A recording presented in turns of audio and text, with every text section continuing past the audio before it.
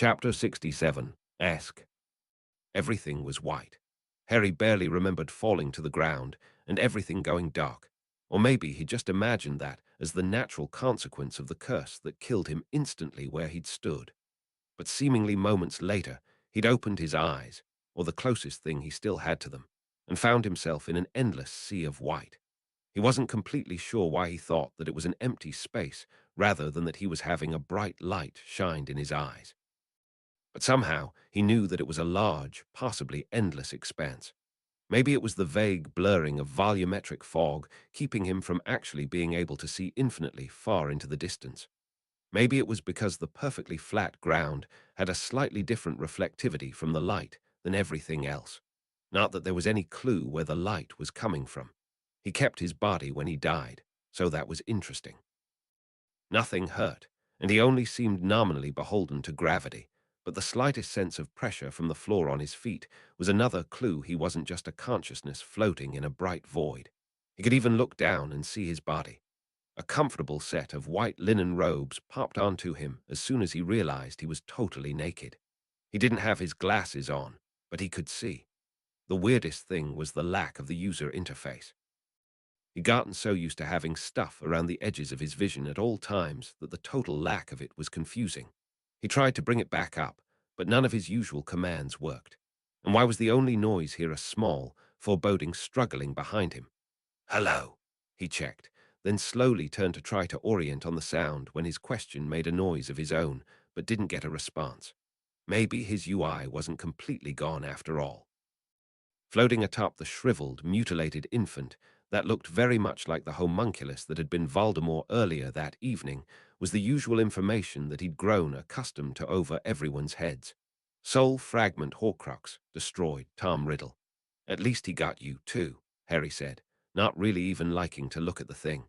"Am I stuck here with you forever, though?" It was starting to sink in that he'd died.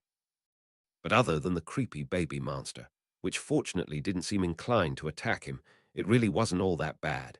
He still existed, didn't hurt, and was in a reality of some kind. Things could probably have been much worse. He didn't yet have the religious introspection to wonder if this was just a hallucination as his brain finished dying, or a short stop on the way to something terrible. Dying young let you avoid the real quandaries. Maybe I just start walking in a direction and I'll find stuff.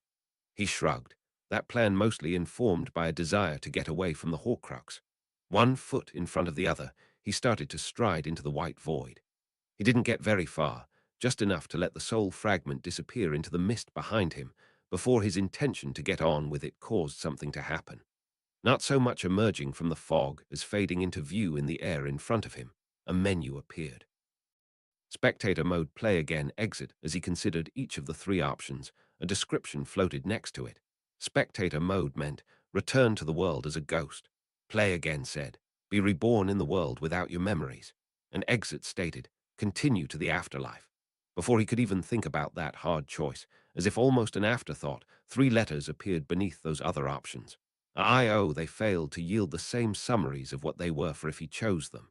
Why only those three? He wondered, even his primary school education, before Hogwarts having instilled in him that it seemed to be missing E, U, and sometimes Y, is AO, some kind of vowel-only name. It was pretty weird how fast you started talking to yourself when stuck alone in a void. Is it a puzzle? He assumed, the return of UI elements familiar ground in the unfamiliar limbo around him. The font was even the same as the interface he was used to, which meant it was somewhat limited in what symbols it used. In quests, the O was frequently just a circle to be filled in.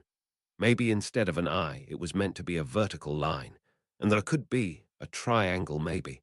Why did that collection of shapes sound so familiar? Somehow it made sense to try to visualize them together. And then he remembered the glyph on the ring.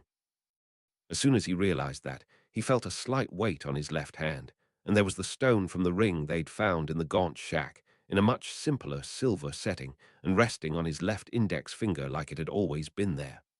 As he considered it, the O lit up on the menu in front of him. Well, if the O is the stone, he mused, does that mean that I is the wand, and the air is the cloak? As he said it, the elder wand appeared in his right hand, and the cloak of invisibility settled into place over his shoulders. Raising the wand caused the eye to light, and grasping the cloak likewise highlighted the A, but not simultaneously. It looked like he was able to choose an option based on any one of the Hallows. They'd read the tale of the three brothers a lot, since the Deathly Hallows were on the quest log, so Harry started thinking about what those options might mean. Would he have had the cloak option if he died earlier in the year, before he got the wand and stone? Or were all three options only because he'd gotten the full set bonus? Maybe having extra options here was the set bonus that he'd never figured out before dying. The cloak lets you hide from death, but also that brother greeted him like an old friend when it was his time. And everyone with the wand pretty much gets killed because of the wand, but maybe it's about fighting. The stone pretty much tricks you into dying, huh?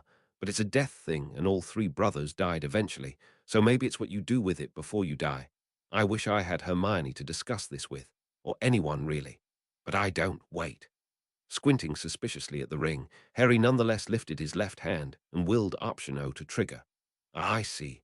Oh, and for very sneaky, Harry groused, realizing that each of the letters would probably be worked into whatever command it kicked off.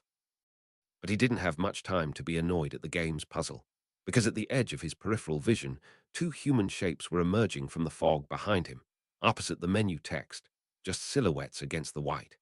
If they had names and tags over their heads, they were fully hidden by the fog. He turned to regard them straight on, and they seemed to be wearing the same robes he was, but one was obviously a man with dark hair, and the other a woman whose red hair glowed against the infinite light. Heartbreakingly, they stopped a few yards away, forms still obscured by the fog, but he recognized those silhouettes from the mirror of Erist and the scrapbook Hagrid had given him. "Mum, Dad." "Yes, baby, it's us," his mother said, voice unmistakable despite how far away his memories were of it. He gasped and started to move forward to close the distance between them, but they stayed just as far from him, pushed back into the mist no matter how many yards he covered. He never got close enough for their faces to become clear, much less to touch them. "I'm sorry, Harry. We can't truly come to where you are. You're in between." "But I can come to you," he asked, catching that she hadn't said the opposite.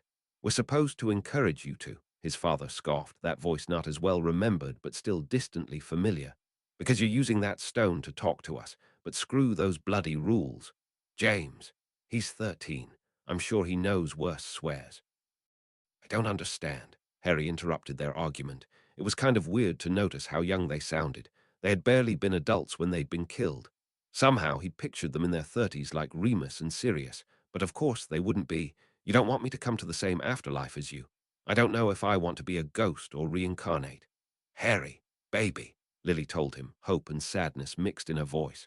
"I don't think you're dead. Not fully. We never came to this room. But Voldemort hit me with the killing curse. I let him so his Horcrux would die too." James joked. "So you're saying he's 0-2 on successfully getting you with it. You can thank your mother." Lily nodded, and he could almost make out those green eyes that everyone said were so like his own through the fog.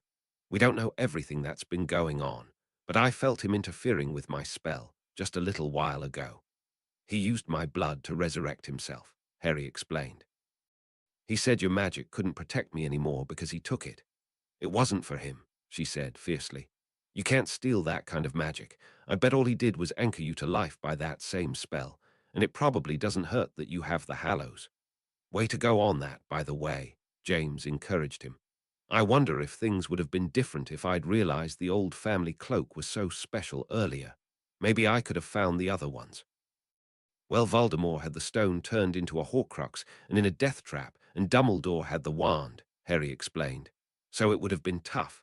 And I'm sure earning their allegiance wasn't simple either," Lily admonished James. "Just be happy that our boy accomplished it."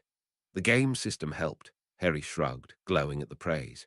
"I guess you wouldn't know anything about video games, or why I'm basically in one." "I played Pong a few times in the summers home from school," she explained, at least recognizing the term. James added, "I remember Pong.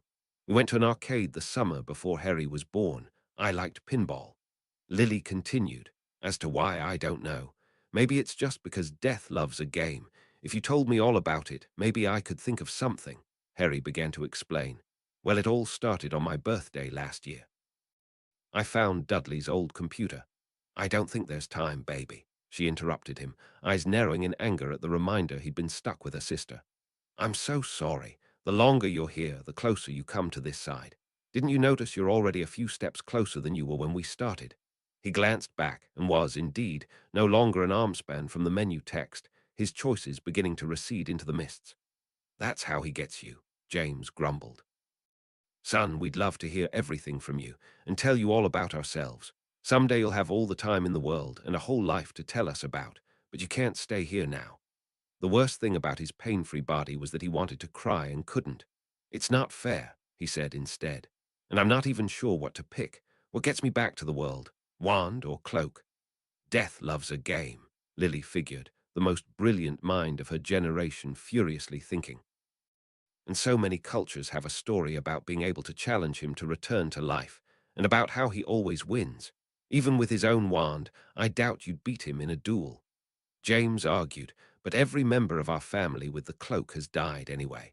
Maybe only when they were ready to greet him as an old friend, Harry realized, a few moments before his mother. That's my smart boy, she beamed.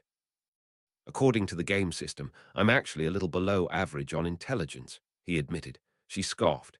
IC tests aren't really a very good measure of how bright you are overall, and I bet you're going to shine. Your mother just admitted book smarts on everything, James chuckled, getting an elbow from his wife. Oh, and tell everyone we love them, miss them, especially Padfoot and Mooney. And tell him I forgive him, his mother added mysteriously. Fine, as long as Snape is still on the right side. His father rolled his eyes, the expression visible since Harry was so close to them in the fog. You better go, son, and don't come back for at least, 80 years? 100, Lily countered. I bet he can beat Albus' record if he tries. Harry, we love you and we'll be here waiting. Take your time. Harry took one long look at both of them, inevitably drifting closer, almost able to see them through the fog. I love you too, he finally managed, turning his head toward the menu that was now yards away and about to drift into the mist. Sheathing the wand and clutching the cloak, not sure how long he was hoping it would be before he'd finally get to see his parents again, he made his decision. W.A. Key. Chapter 68. Res. Harry could tell he was alive again because of the sudden return of pain.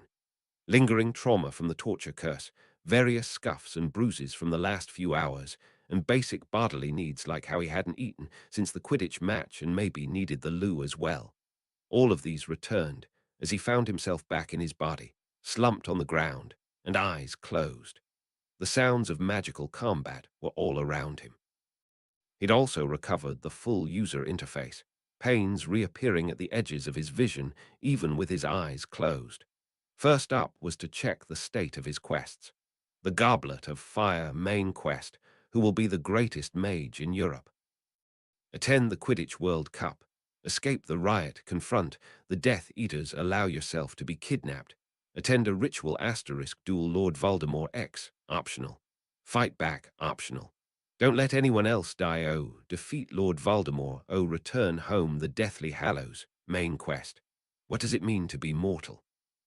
Oh, collect Voldemort's Horcruxes, 5-6. Destroy the journal, destroy the diadem, destroy the cup, destroy the locket, destroy the ring. Oh, destroy the snake. Fulfill the prophecy. Oh, defeat Lord Voldemort, optional. Collect the Deathly Hallows, 3-3. Well, it was nice that it was giving him credit already for not letting anyone else die, for all that it had probably just been a veiled clue that he would have to. Maybe he could get full credit for that prompt if he joined in the ongoing fight, which seemed from his minimap to be a huge scrum of red darts around him and various shades of allied darts boxing them in. And it looked like he'd get credit on 2 quests for defeating Voldemort. And unexpected bonus. Never technically being fully dead meant he hadn't dropped his entire inventory around his body, as loot the way a Christie's had. Cautiously opening his eyes, his view from the ground was like being on the floor of one of those raves that the hag in Germany had been hunting near. The entire wood was lit up with strobing colors of spellfare, the shouted incantations and noise of the spells almost like industrial music. They hadn't moved him, so he was still near the tree and the cauldron, which had finally stopped emitting its magic light. Nearest to him, most of the Death Eaters were using the trees, and cauldron as cover as they tried to punch a hole in the surrounding line to escape the area. Harry's friends had mentioned trying to put up an anti-apparition ward first thing when they arrived, and must have been successful. The headings over the people to his left seemed to indicate that a bunch of German auras had been convinced to travel to Romania and pick up some local magical police as well before attacking the Death Eaters. On the opposite side, to his right, Dumbledore was the tip of the spear of all the Order of the Phoenix members that they'd brought to Europe. None of his school friends were evident, and were probably mostly sullenly waiting back in Germany. While the old man was in a titanic wizard's duel with Voldemort, their fight providing most of the light, the others were guarding his flanks from the Death Eater inner circle. Well, he was behind enemy lines, but that was ideal for a rogue build, right? Harry quick-switched into his combat gear and then started looking for that snake. But first things first. Order of the Phoenix, Harry Potter. Hey, it's Harry. I'm not dead. I'm in the middle of the Death Eaters. Don't shoot me. Albus Dumbledore replies, Harry, my boy, so glad to hear it. I felt I couldn't tell you what I thought was going to happen, lest it change your decision. Harry was a little impressed by the headmaster's ability to be long-winded while clearly in a massive wizard's duel with Voldemort. Reply to Albus Dumbledore. Yeah, it worked out. I'll explain later. Not sure why I'm still master of the Elder Wand, since Pettigrew stunned me. Albus Dumbledore replies. It's always been a question in the lore whether losses of the wand, due to surprise attack, truly shifted its loyalty. Usually they came with an assassination, of course, sorry. Mustn't be distracted. We'll talk later. The old man had, in fact, almost missed shielding against a barrage of wooden spears that the lick had transfigured out of a nearby tree. Harry figured he better get on with it as well. He did go ahead and quietly send party invites to Remus and Sirius, hoping to get some of whatever combat XP they earned in the fight, and to make it easier to message them specifically. Potter! The echoing voice of Severus Snape yelled his way while he was trying to find the snake. In the scrum of Death Eaters in the dark, he hadn't noticed that any of them were paying him any attention. Sectum Sempra, the masked potions professor yelled, flicking a blade of white light at him, just when his parents had forgiven the man too. But with his name being called, Harry had no problem at all ducking the spell, only to hear a strangled gasp behind him. Severus Snape uses Cutting Curse on Rodolphus Lestrange. Success. 200 damage. Rodolphus Lestrange defeated. Glancing behind him, Harry saw that Lestrange was going to need a silver head to go with his silver hand, where Snape had summarily decapitated him. The man's wand had been leveled at Harry's back. Damn, missed, Snape said to a nearby Death Eater, blocking that man's shot on Harry as well. The boy who lived had seen how fast Snape could duel, so realized that if the head of Slytherin House had wanted to make a follow-up attack, he'd have just done it rather than narrating. Harry nodded at the professor in thanks as he dodged back into the darkness before anyone else could take a shot, pulling his cloak around himself as he went. Remus Lupin replies, Harry, we forced Peter into the woods over here, but he went rat. Can you find him?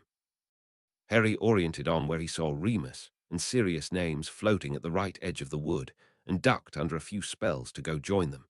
He'd never had much luck detecting any of them in animal form, but Peter had never been actively hostile before either. Sure enough, with his intent clear to the game system, he noticed a small red dot ahead of him in the wood. Party Harry Potter. Rat right in front of me. I'll light him up. Pettigrew hadn't noticed the invisibility-cloaked teen in the woods behind him, the noise of his movement hidden in all the other chaos. Incendio, Harry cast, a little irresponsibly. He figured if he actually set the woods on fire, there were several charms that could fix it, and it was getting pretty messed up in the fighting anyway. Practically, the jet of fire really illuminated the surprised rat, who shrieked in surprise and sprinted out of the way. Harmorphous. Two marauders incanted, simultaneously, animagus reversion spells blasting in both directions the rat could run. Harry wasn't sure whether it was Remus or Sirius that actually landed the spell, but it worked all the same. The fat rat turned into a similarly portly man, sprawled on the ground. Stupefy, Harry incanted, having no problem nailing the ex-marauder on the ground from a couple of yards away. Hopefully that would clear up whatever lingering loyalty issues the Elder Wand might have had. It didn't seem like it had a problem with him attacking Pettigrew with it, regardless. Dumbledore would probably be thrilled at the field research. "Have either of you seen the snake?" he asked, as the two men ran up to fully restrain their old schoolmate. "Try over near the Weasleys," Sirius suggested. "I think I saw something snaky that way." The short but well-lit capture of Wormtail didn't seem to have alerted the Death Eaters, so Harry covered back up with his cloak and started moving toward where he could see Marley and Arthur Weasley in a pitched duel with Lucius Malfoy and Rabastan Lestrange. It was taking him a minute to pick his way through the trees without face-planting over a root, and a couple of Death Eaters he didn't recognize took the moment to join in. A duel Ron's parents had been holding their own in Marley was a shockingly fast caster. Looked like it was about to go sideways. But Harry had an interesting idea. Whisper to Darby. "Hey, Darby, it's Harry Potter. I claimed your gesh from Malfoy. I hope that's okay. Can you apparate to me? He's trying to hurt my friends with a lot of other Death Eaters." "Darby Kennan has." The excited house elf started saying even ahead of the pop of displaced air that was him appearing next to Harry. Darby was so excited to feel his guest shift to Harry Potter, sir, and oh my, that is a lot of other Death Eaters. "Yeah," Harry huffed. "Do you think you can do anything to help stop Malfoy without getting yourself hurt?" "Darby can and will," he agreed, with a bit of a malicious smile at the thought of payback. Disillusioning himself almost as invisible as Harry was under the cloak, the vague silhouette of the formerly abused elf strode out into the battlefield. Meanwhile, Harry figured he'd get some assist XP too.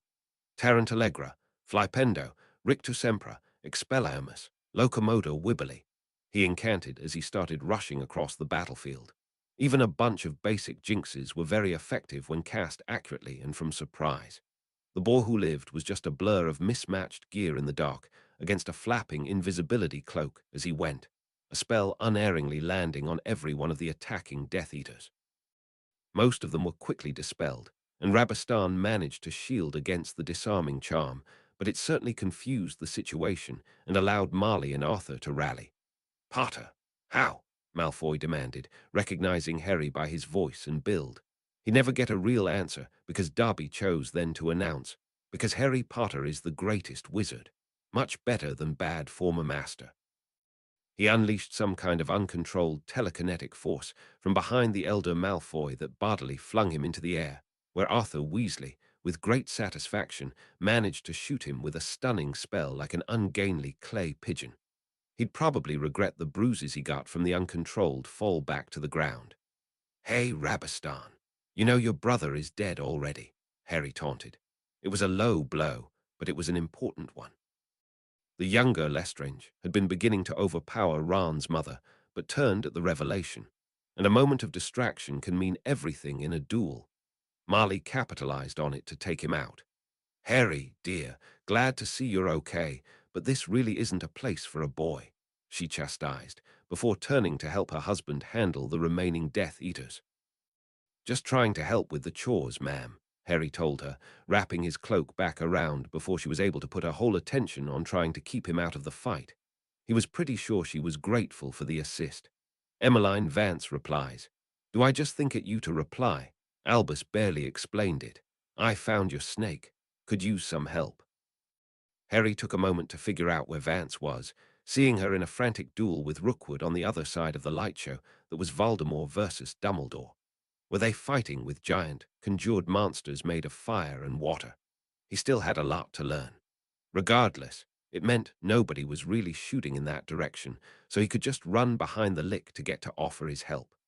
As a bonus, he didn't feel any unusual pain being near his nemesis. The Dark Lord didn't even seem to notice his presence as he scooted invisibly past. It would have probably been a little risky to hex him in the back, though, particularly with Vance in danger. As she'd advertised, by the time he got there, she was in a tight spot. All Rookwood had to do was keep her focused on shielding against his attacks as an absolutely enormous snake menaced her from the tall grass and shadows. Nagini wasn't even close to basilisk-sized, but there's a very special kind of fear from a venomous serpent rearing up and lunging from the darkness. Would the snake be similarly hard to hurt as the other Horcruxes? He saw Vance manage to land a spell on it, and it barely seemed effective. Harry might try to surprise Rookwood, but the man had his head on a swivel. Harry wasn't confident that he could win a straight-up duel with the former unspeakable while Vance handled Nagini. He was throwing spells Harry had never seen and seemed quick with shields of his own. But maybe, reply to Emmeline Vance, once I distract Rookwood, run behind him and drag the snake my way. Sheathing the Elder Wand, Harry switched to a melee build. He had the sword of Sir Nicholas in his main hand and the basilisk fang in his off. Hey, Rookwood, your beard doesn't hide how ugly your face is, he announced from 2 yards behind the man. Eep. Rookwood said bravely, not at all expecting to have someone in a black mask wielding a broadsword in striking range. To his credit, he managed to spin and throw a dangerous-looking spell wordlessly at his unexpected attacker. To his surprise, it deflected off of the broadsword. Harry even got the spell to nearly hit Nagini on the rebound. Vance was ready for the move and was already running, the near miss having halted the snake's lunge. Nagini hissed angrily, and Harry couldn't understand it as language. Maybe the parcel tongue had gone with the Horcrux in his head. He'd have to check his sheet later to see if it explained. As Rookwood spun and retreated to try to keep both threats in view, Harry had to dodge one more attack as he got into position. Voldemort's familiar had fixated on the prey that was escaping and barely seemed to notice Harry. Probably didn't think he was much of a threat. His maxed-out finesse was as good for stabbing a passing snake with a large fang as it was for hitting with spells. Spinning and trying to sink her fangs in, Nagini was already writhing from the basilisk venom and unable to get anywhere near striking the boar who lived. Not with his ability to dodge, at least.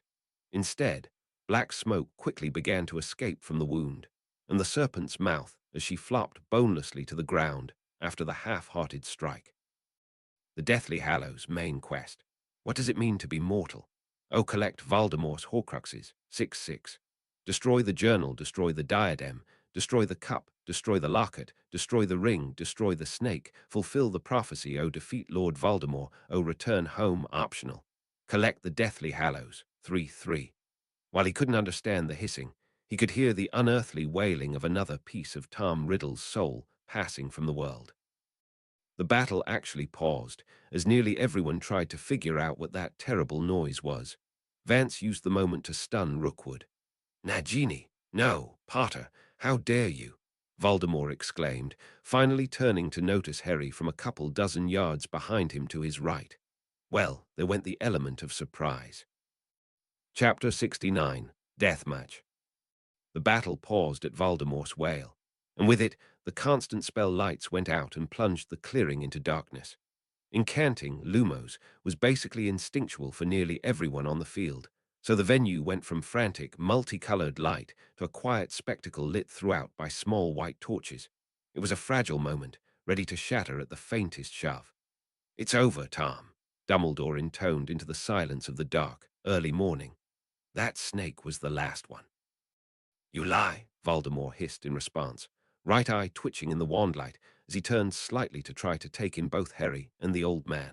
His bone-white skin was so reflective it seemed to make him another light source, while the headmaster was only really visible as a shadowed face within his silvery hair and beard. Dumbledore had not lit his wand, but had it ready to resume the battle at any moment. You know I don't. You're mortal again. Harry's been to the other side and back to prove it. There is no coming back, the Lick bellowed. If not for me, then certainly not for Potter. Harry stowed his melee weapons and insisted I wasn't technically dead. He'd felt like it was a good time to chime in. You destroyed the other one of those things you put in me, probably without realizing it, so that makes 7 of them. He tried a taunt, which is confusing since we thought you were only trying to make 6. He swapped the Elder Wand into his main hand, and with no better idea for an off-hand weapon, grabbed his original Phoenix Gourd wand and hid that arm behind his back in case the surprise would be useful. The mightiest dark wizard of his generation processed that information quickly. They knew about his 7-part soul. Potter had been a Horcrux. Had he exceeded the limits even he had set for himself, or had some of his anchors been destroyed before he made Nagini? How thinly had he sliced his own soul, and was there enough left to create a replacement anchor? All of that was calculated in a couple of seconds. It only took that long to come to a decision. I'll make another with your death. Mors Morta Maxima. Kill them all. And just like that, it was back on. The spell that Voldemort had cast, which Harry was only vaguely aware of, was a poison-green glow erupting from the tattooed forearms of each Death Eater. A cloudy apparition of a skull woven with a snake appeared in the air above the clearing, illuminating everything in its viridian glow. This floating dark mark seemed to be pulsing in time to the matching glow in the arms of the mages below. Their health bars slowly began to tick down to power whatever enhancement spell Voldemort had activated. Several stunned Death Eaters woke and struggled to their feet under the torturous buff. All of that was only background, because Voldemort had turned his focus onto Harry a moment after activating his spell. The young video game protagonist was immediately having to dive and dodge for his life, as a barrage of curses he'd never heard of sailed his way as the opening salvo. Dumbledore was too busy trying to help the Order of the Phoenix contain the rest of the newly revived and empowered Dark Wizards to fully engage the Lick. Dodge while you can, Potter. It won't save you, the villain taunted, though seemed impressed and upset that none of his spells had landed. Some of them were fast, and none were as predictable and seemingly fallible as the killing curse. He began weaving an area of effect attack so that dodging would be useless, and was Harry hallucinating hearing a full orchestra with a boys' choir singing Latin in the background. Somehow, he didn't think that his slightly precocious spells were going to cut it, but he tried all the same. Incendio, Stupefy. Expelliarmus, Glacius. With the Elder Wand giving him fast regeneration and maybe helping his casting speed, he rattled off all four in an impressive near combo. With his finesse, they each streaked unerringly toward Voldemort's center of mass, and the Licks smirked as he batted them away with the tip of his wand, barely pausing in the spell he was weaving. But a bare pause was a pause. Harry was at least slowing down whatever attack the Dark Lord was forming. Maybe he could slow him down enough to wait for the headmaster to fully tag back in. The old man was sometimes throwing a spell Voldemort's way, which slowed his casting even more than Harry's charms, but was about a dozen yards away in the background, trying to keep any of his friends from taking a killing curse. Some of the visiting auras to the other side of the clearing hadn't been so lucky as to have an archmage protecting them. The Death Eaters weren't trying to run anymore. They were trying to wipe the entire enemy force so their leader would turn off the Dark Mark before it killed them all. Part of the problem was that instancing was kicking in. Everyone but Harry and Voldemort had become a vague blur against the emerald and spell-lit clearing. It was hard for anyone else to focus on the duel between prophesied foes. It might be saving Harry from taking a curse in the back from a Death Eater, at least, for all that it was keeping him and the Lick locked together. He'd cast 20 spells in about as many seconds, and it felt like 20 minutes. Each one forced Voldemort to recover slightly, but his face was getting increasingly smug as Harry couldn't summon up any magic that could get past his point defense shielding. He was taking the time to error-proof his summon, ghostly flames beginning to wreath him as he prepared his attack. Could the Elder Wand ensure Harry won a duel if the opponent wasn't dueling so much as preparing an apocalyptic air? With a final grimace of hatred and satisfaction, Voldemort incanted Pestis Incendium. Fiendish flames rose around him into the form of an immense serpent and leaped forward along the Lick's wand as he gestured toward Harry. Tigo, Harry tried, moments before the spell launched, thinking maybe the Elder Wand could make a shield strong enough to let him survive the coming flames. But a part of his brain saw the word Fiendfire in the combat log and remembered Lupin mentioning how unstoppable it was. Main hand committed to the shield. Almost by reflex, Harry raised his original wand from behind his back and added Expelliarmus. Maybe it would make the Dark Lord have to move his wand to block enough that he'd miss. Neither of them could have expected what happened. The music Harry was only half sure he was hearing crescendoed, becoming a phoenix cry as the light of the disarming charm met the spearpoint of the diving fiendfire serpent that was lancing toward the boy who lived. Along the way, the charm burst through the web of the Elder Wand's shield spell, dragging it along. They collided in a tremendous cloud of golden and flame-red sparks, the light of the shield spreading out to catch the fiery snake in a net of coppery motes. Harry was holding both wands forward with all of his might, each streaming a beam of light into the combined spell. Voldemort was similarly grasping a literal fire hose, his own fiendfire streaming from his wand tip and somehow unable to escape the synergy of Brother Core and Deathstick, ultimate burning offense, countered by pure defense. The Serpent of Flames spent a moment wound in the net before red and gold erupted upwards and hit the boundaries of the instance, roiling down the sides in a dome of light and fire that confined the two destined rivals. As the instance surged to contain the effect, everyone else in the clearing remembered the two were there just in time to be fully blocked from attacking them. Voldemort was perplexed, once again, by these powers that he knew not. Not even a child's accidental magic should be able to pause the magic-devouring fiendfire, let alone transmute it into some kind of energy dome. And the boy must have had the fastest and most accurate reflexes in the world to have twin cast like that at his age. Their wands were still connected by the blazing rope of light. The Dark Lord couldn't release his hand nor stop pouring in power, hoping to make the crimson flame that coated his half of the connection flow forward. Harry was similarly bound. Brilliant golden light poured into the Phoenix and Harley wand, and through his offhand, his fingers clenched closed like he had shoved a fork into an electrical outlet. There was no way out but winning this magical tug of war. Except, after the initial torrent that had bound the fiendfire, the Elder Wand was simply assisting. It wasn't locked into the priori incantatum. He realized that he might start losing ground on the contest of magic if he moved it, but he could move it. And Voldemort couldn't cast any other spells of his own. "How? What have you done?" Voldemort snarled. "I've become the master of death, I think," Harry shrugged, a little awkwardly with one arm locked into the spell. "And he doesn't seem to like it very much when people try to cheat him. Expelliarmus." The Lick couldn't move his arm to deflect the spell if he wanted to, and with both of them holding still and only a few yards apart, Harry couldn't miss, even with his enemy's attempt to twist out of the way. The disarming charm powered by the Elder Wand hit a hand locked onto a conflict of magical cores and forced it to release and relent. Several things happened at once. First, Voldemort's own Phoenix wand tore free of his hand, but it didn't stop the torrent of energy. With no magical focus to modulate the flow, nothing was left but the Lick's hand, which exploded. The wand sailed on the eruption into the burning dome. Second, that very dome shattered as if due to the impact of the flying wand, but probably because there was no longer a duel of wills keeping it in place. Shredded into many lines of incandescence, 100 fiendfire serpents began to look for something to consume.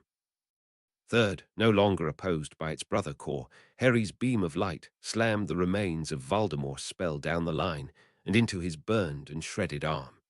The negative mystical pressure gave the remnants of the fiendfire spell only one logical place to go, back into their summoner. Harry Potter wins priori incantatum with Tom Riddle. Tom Riddle takes overflow error, fire damage. Riddle defeated fortunately. Harry's backwards dodge was very effective at escaping the impossibly hot chunks of a fiendfire exploded Lick. Even in their dark-mark-tortured state, the remaining Death Eaters had paused to look at the fiery dome that was containing their master, and with his defeat, the spell motivating them expired. As the emerald glow around their arms faded, the 20-ish remaining dark wizards, their hit points perilously low from the spell's drain, promptly collapsed back to unconsciousness. Those that looked like they were going to stay upright caught stunning spells from the more quick-witted Order members. With the fight seemingly over, he could no longer hear the music, if he ever had, and everyone just kind of stood around baffled. As far as he could tell, all his friends were still alive and conscious, though some were nursing curse wounds. "Is it over?" he asked, more for the game system than anyone standing around even more confused than he was. Secret quest. Complete 1000 XP and quest reward. Increased favor with death 4864 combat XP, and Newt combat magic XP, and Newt charms XP, and basic dodging XP, and basic swordfighting XP. And he hadn't been that far into 6th level, so it wasn't enough to level up, but he was close. He almost certainly would when he went home and finished the quests. Regardless, that combat XP award was a very big number. A larger number than he'd gotten for a fight before. If he'd gotten 800 for a level 20 basilisk split several ways, and Voldemort had been close to the same amount of XP, it probably hadn't been split with Dumbledore or his party, despite all the work everyone else had been doing. Sorry for kill stealing.